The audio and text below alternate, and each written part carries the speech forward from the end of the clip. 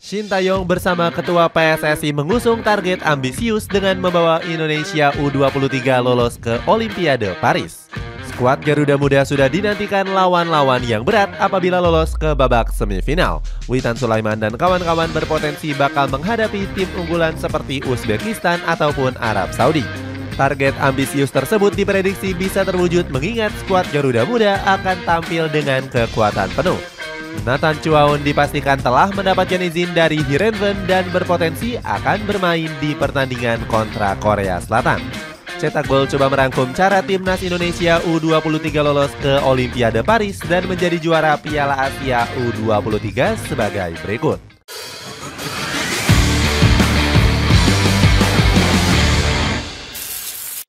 Tampil dengan kekuatan penuh.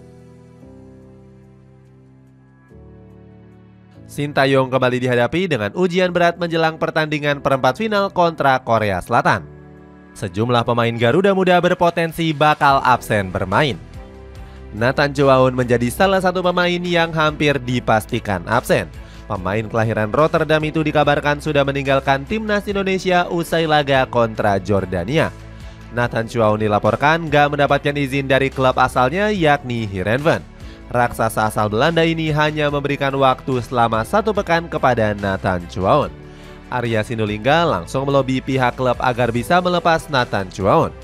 Beruntung Heerenveen telah memberikan izin kembali kepada Nathan Chuaon untuk bisa membela timnas Indonesia. Hal itu diutarakan langsung oleh Ketua PSSI yakni Erick Thohir. Erick Thohir mengatakan jika Nathan Chuaon kembali akan terbang ke Qatar dan akan bergabung dalam sesi latihan timnas Indonesia. Skuad asuhan Sintayong juga mendapatkan kabar baik terkait cederanya Hernando Ari. Menurut Nova Arianto, sang penjaga gawang gak mengalami cedera yang berarti. Nova Arianto mengatakan kalau semua punggawa Garuda Muda dalam kondisi yang cukup baik. Timnas Indonesia U23 juga dipastikan akan diperkuat oleh Ivar Jenner dan Ramadan Sananta. Keduanya sempat mendapatkan hukuman larangan bermain karena akumulasi kartu. Di sisi lain, para pemain penting Garuda Muda juga diingatkan untuk bermain lebih hati-hati. Rizky Ridho, Komang Teguh hingga Justin Hubner telah mengantongi kartu kuning. Sintayong bilang mereka harus mengurangi kesalahan untuk bisa menghindari sanksi bermain. Balas dendam Sintayong mengatasi Korea Selatan. Dengan komposisi skuad yang lebih komplit, timnas Indonesia diprediksi bisa memberikan perlawanan ke Korea Selatan. Sintayong bisa memanfaatkan kemampuan dari Nathan Chuaon. Coach Sintayong diprediksi akan kembali memainkan bek sayap Heerenveen ini di posisi gelandang. Artinya sektor lini tengah Garuda Muda bakal kembali hidup dengan hadirnya Nathan Chuaon. Terbukti mantan bek Swansea City ini bermain apik di pertandingan menghadapi Jordania lalu. Roni Panganaman selaku pundit lokal juga turut memuji performa positif dari Nathan Chuaon. Bung Ropan bilang Nathan Chuaon merupakan amunisi penting yang sangat berharga. Jurnalis olahraga ini menilai kalau sang pemain layak diapresiasi tinggi karena kontribusi besarnya. Dengan hadirnya Nathan Chuaon, Sintayong diprediksi akan bermain lebih terbuka. Pelatih Korea Selatan ini memainkan skema menyerang sejak menit awal untuk mencuri gol terlebih dahulu. Selain itu, Coach Shin juga akan mempertahankan pola permainan sentuhan 1-2. Pola permainan ini terbukti ampuh saat menjinakkan perlawanan Jordania. Padahal negara Timur Tengah ini menjadi salah satu negara unggulan di Piala Asia U23. Bagaimana tidak, Jordania pernah menjadi juara ketiga di tahun 2013. Pertandingan ini juga menjadi ajang pembuktian Sintayong kepada publik Korea Selatan. Coach Sintayong sempat mendapatkan perlakuan yang kurang baik saat menangani skuad Taeguk Warriors. Setelah perhelatan Piala Dunia 2018, publik negeri ginseng merasa nggak puas dengan pencapaian Sintayong. Mereka bahkan sempat melempari Coach Shin dengan telur dan juga bantal. Sintayong sempat melemparkan candaan kepada Korea Selatan. Dia bilang skuad Taeguk Warriors Junior akan kesulitan menghadapi tim nasional Indonesia asuhannya. Cara tim nasional Indonesia menembus Olimpiade. Kiprah cemerlang tim nasional Indonesia U23 nyatanya masih belum bisa memuaskan hati Sintayong. Dia bilang kalau ini baru 50% dari target besar yang ingin diraihnya. Coach Sintayong rupanya masih menyimpan target besar untuk skuad Garuda Muda. Pelatih berumur 53 tahun ini berambisi untuk membawa timnas Indonesia U23 lolos ke Olimpiade Paris. Caranya adalah dengan menang atas Korea Selatan dan lolos ke babak semifinal. Jika menang, skuad Garuda Muda selangkah lebih dekat untuk bisa menembus Olimpiade 2024. Pasalnya ada 3 kuota otomatis untuk negara peringkat 1, 2, dan 3. Sementara peringkat keempat juga masih punya peluang lolos lewat pertandingan playoff. Nantinya peringkat keempat di Piala Asia U23 akan menghadapi salah satu negara dari Konfederasi CAF. Secara realistis, Garuda Muda bisa mengincar posisi ketiga atau keempat untuk bisa lolos. Timnas Indonesia U23 harus bertarung habis-habisan saat menghadapi Korea Selatan.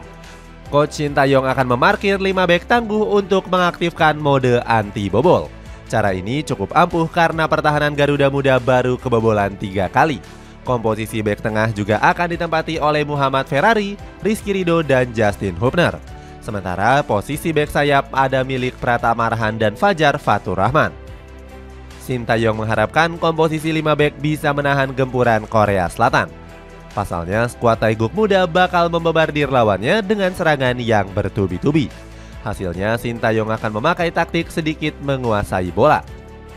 Dengan cara ini skuad Garuda Muda bisa mengincar serangan balik cepat saat ada kesempatan terbuka. Namun lini pertahanan timnas Indonesia U23 juga harus mewaspadai Lee Yung Jun. Bomber milik Kim Chong Sang-mu ini menjadi kandidat top skor Piala Asia U23 dengan mengoleksi 3 gol. Lee Yung Jun harus mendapatkan pengawalan ekstra kalau Garuda Muda ingin menang. Serangan Korea Selatan juga dipastikan tumpul jika bomber 20 tahun ini berhasil dihentikan. Apabila menang lawan Korea Selatan, lini pertahanan Indonesia bakal mendapatkan pengalaman yang berharga. Taktik ini bisa diterapkan di semifinal apabila bertemu dengan Arab Saudi ataupun Uzbekistan. Kedua negara ini punya postur tubuh yang tinggi besar yang bakal menyulitkan pemain Indonesia. Selain itu, kemampuan lini serang Arab Saudi dan Uzbekistan dinilai jauh lebih baik ketimbang Indonesia. Terbukti keduanya menjadi tim tersubur di Piala Asia U23 dengan torehan 10 gol. Arab Saudi berhasil mencuri posisi runner-up grup C usai bertarung dengan sengit. Negeri minyak ini bahkan berhasil menyingkirkan Thailand yang juga diunggulkan untuk lolos. Arab Saudi berhasil membantai habis skuad Gajah Putih dengan skor telak 5-0.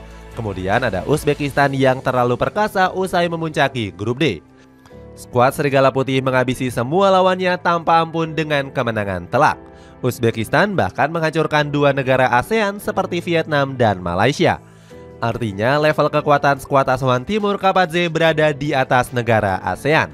Pasukan Garuda Nusantara juga harus mewaspadai taktik penguasaan bola Uzbekistan. Bakal satu grup dengan negara-negara unggulan. Sintayong tinggal selangkah lagi mencapai targetnya apabila lolos ke babak semifinal. Jika finish di peringkat keempat, Indonesia akan bermain di babak playoff. Pasukan Sintayong sudah ditunggu oleh timnas Guinea U23 sebagai perwakilan dari CAF. Apabila menang, timnas Indonesia U23 bakal berada di dalam grup A bersama tim tuan rumah Prancis. Timnas Indonesia juga berpotensi satu grup dengan Argentina jika finish di peringkat ketiga. Apabila finish di posisi runner-up, Garuda Muda bakal satu grup dengan Spanyol. Sedangkan jika juara, Indonesia bakal bergabung dalam grup yang tergolong mudah. Paraguay, Mali, dan Israel sudah menanti skuad Garuda Muda di fase grup D. Itulah ulasan cara timnas Indonesia lolos ke Olimpiade Paris dan menjadi juara Piala Asia U23. Bagaimana pendapatmu? Apakah kamu yakin Sintayong bisa memenuhi ambisi besarnya? Coba tulis pendapatmu di kolom komentar di bawah ini.